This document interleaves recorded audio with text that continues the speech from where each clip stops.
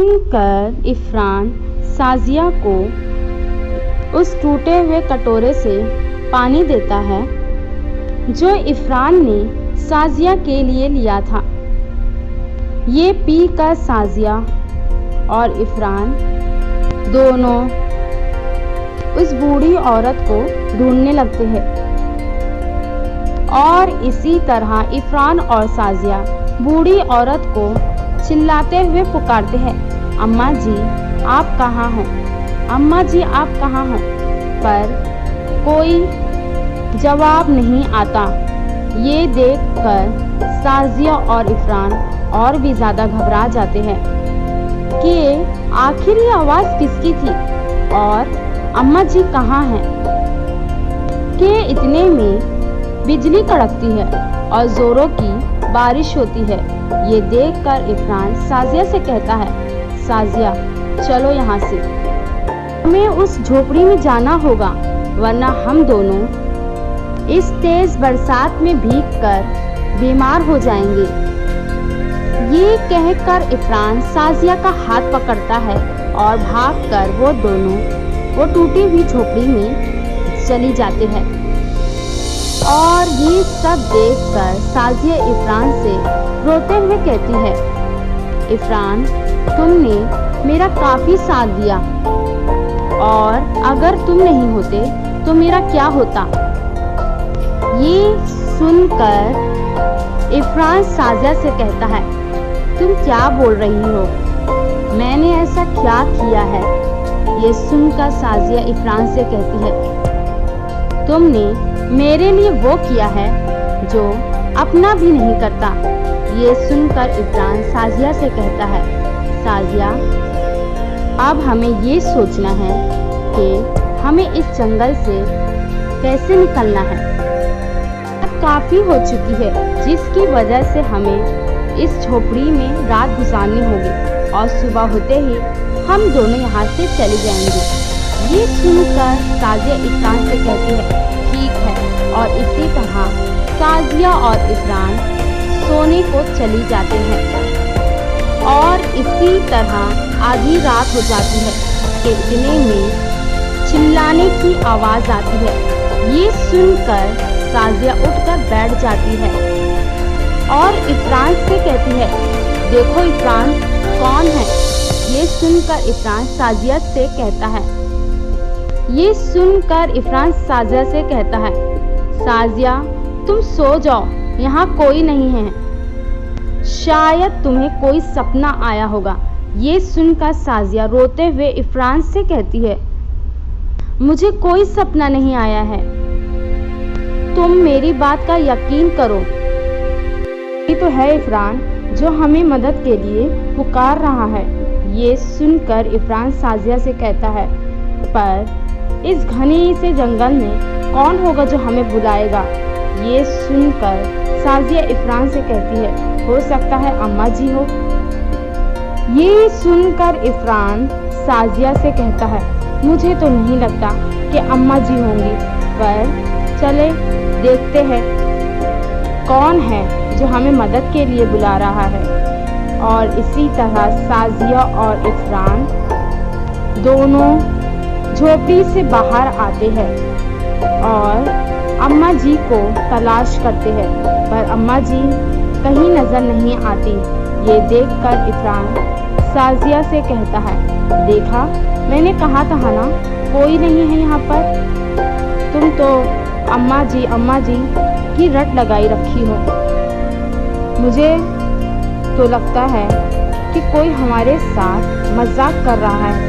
ये सुनकर साजिया इफ़रान से कहती है, इफ़रान ये तुम क्या बोल रहे हो, ये कोई मजाक का वक्त नहीं, मुझे तो लगता है कोई तो है जो परेशानी है। ये सुनकर इफ़रान साजिया से कहता है, पर साजिया हम इतनी अंधेरी रात में किसी को कैसे तलाश कर सकते हैं, ठीक से तो चलना भी नहीं हो रहा है। ये सुनकर साजिया इफ़रान से कहती है, इफ़रान मैं तो जा रही हूँ। कि इतने में इन्हें गाड़ी की आवाज़ आती है, जैसे कोई गाड़ी जंगल की तरफ आ रही हो। और ये देखकर साजिया और इफ़रान खुश हो जाते हैं, क्योंकि इन्हें ये लगता है कि अब वो इस जंगल से बाहर जा सकते हैं। इसी तरह साजिया और इफरान एक साथ खड़े रहते हैं। में कुछ लोग आते हैं और अपने मुंह को ढाके हुए होते हैं और हाथों में बंदूक भी लिए हुए होते हैं। ये देखकर इफरान साजिया से कहता है, साजिया, मुझे तो ये लोग गुंडे लग रहे हैं। चलो हम इस झोपड़ी में जाकर छुप जाते हैं, वरना ये हम पर वार कर सकते हैं। ये सुनकर साजिया इफरान से कहती है, इफरान, तुम कितने डरपोक हो, वो ऐसा कुछ नहीं करेंगे। ये सुनकर इफरान साजिया से कहता है, पर साजिया, तुम कैसे बोल सकती हो कि वो हमारे साथ कुछ नहीं करेंगे? ये सुनकर साजिया इफरान से कहती है, चलो मैं तुमको बताती हूँ। और इसी तरह साजिया इफरान को लेकर उन लोगों के पास चली जाती है। ये देखकर वो लोग साजिया और इफरान से कहते हैं, आप दोनों कौन हो और इस जंगल में क्या कर रहे हो? ये सुनकर साजिया उन लोगों से कहती है, प्लीज आप हमारी मदद करें, हम इस जंगल में फंस गए हैं। ये सुनकर वहाँ पर मौजूद सारे लोग साजिया पर जोर जोर से हंसने लगते हैं और कहते हैं, मैडम जी, हम किसी की मदद नहीं करते, बल्कि लोगों को परेशान करते हैं। ये सुनकर इफरान साजिया से कहता है, साजिया, चलो यहाँ से। पर इफरान, हमें इन लोगों से मदद लेना ही होगा, वरना हम इस घने से जंगल में भटकते रहेंगे और हम कभी जंगल से निकल ही नहीं पाएंगे। ये सुनकर इफरान साजिया से कहता है, साजिया, लेकिन ये लोग काफी ज्यादा खतरनाक लगते हैं। ये सुनकर साजिया उन लोगों के पास जाती है और अपने दोनों हाथों को जोड़कर उससे मदद मांगती है। ये देखकर वो लोग काफी ज्यादा खुश होते हैं। देखो तो ये लड़की को, इसे अपनी जान की परवाह नहीं है, हम जैसे लोगों के पास आकर मदद मांग रही है। लगता है इसे हमारे बारे में नहीं मालूम कि हम क्या है। ये सुनकर इफरान साजिया से कहता है, साजिया, तुम ये सब क्या कर रही हो? चलो यहाँ से, वो लोग हमारी मदद नहीं करेंगे। तुम ये सब करके अपना टाइम बर्बाद कर रही हो। ये सुनकर वो लोग साजिया से कहते हैं, देखो मैडम जी, ये भाई साहब काफी समझदार है और तुमको भी कब से समझा रहे हैं, पर तुम हो के इनकी बात मानती ही नहीं। देखो, चले जाओ यहाँ से, वरना। सुनकर साजिया गुस्से में कहती है, वरना तुम क्या कर लोगे? ये सुनकर वो आदमी साजिया की तरफ बढ़ने लगता है।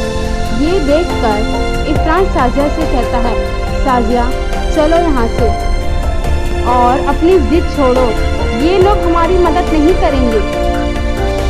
ये सुनने के बाद भी साजिया उन लोगों के पास जाती है। ये देखकर उनमें से एक आदमी साजिया पर गोली चलाता है और साजिया इसी तरह जमीन पर गिर जाती है। ये देखकर इफरान काफी ज्यादा डर जाता है और गुस्से में उन लोगों से कहता है, तुमने ये क्या किया? मेरी साजिया पर गोली कैसे चलाई?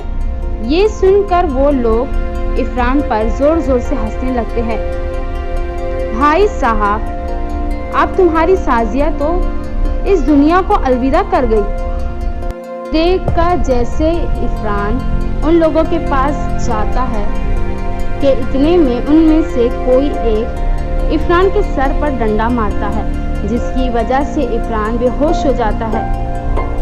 और इसी तरह इफरान को होश आता है तो वो क्या देखता है कि वो उस घने से जंगल में अकेले पड़ा हुआ है और साजिया का कोई पता नहीं। ये देखकर इफरान जोर जोर से चीख कर रोने लगता है, साजिया तुम कहाँ हो, साजिया तुम कहाँ हो। पर साजिया का कोई पता नहीं होता और इसी तरह इफरान काफी ज्यादा टूट जाता है। इसी तरह इफरान पूरे जंगल में साजिया को ढूंढते रहता है और इसी तरह इफरान को जंगल से बाहर निकलने का रास्ता भी मिल जाता है। ये देखकर इफरान जल्दी से उस रास्ते से बाहर निकल जाता है और इसी तरह इफरान को अपनी मंजिल मिल जाती है। पर वो साजिया को लेकर काफी ज्यादा दुखी होता है कि काश वो साजिया को उन लोगों से बचा लेता तो आज साजिया मेरे साथ होती। शायद कुदरत ने हमारा इतना ही साथ लिखा था। ये कहकर इफरान आंखों में आंसू लिए वहां से चली जाता है और रास्ते भर ये सोचता है कि आखिर वो लोग मेरी साजिया को कहाँ ले गए होंगे। अस्सलाम वालेकुम दोस्तों, मेरा नाम ज़किया है। अगर आप लोगों को इस तरह की कहानी पसंद है तो सब्सक्राइब करें हमारे इस channel story and poem by Zakia को। शुक्रिया।